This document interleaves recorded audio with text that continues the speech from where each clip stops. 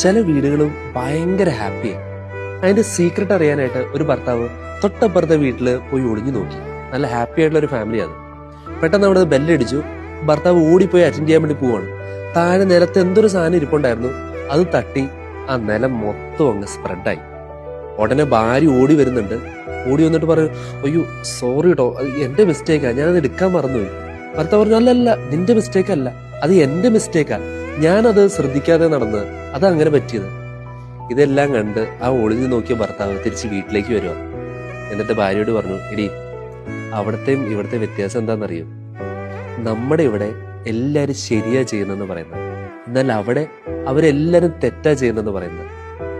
ഈ വീട്ടിലൊക്കെ സമാധാനം ഉണ്ടാവണമെങ്കിൽ ഇടയ്ക്കൊക്കെ ഒന്ന് താന്നു കൊടുക്കണമെന്ന് തോന്നുന്നു. ഈ ഒരു വാക്ക് പറയാൻ മറക്കരുത് ചിലപ്പോഴെങ്കിലും. I am sorry. വീടൊരു കോടതി മുറിയല്ല, മറിച്ചൊരു കുമ്പസാരക്കൂടായിട്ട് മാറട്ടെ.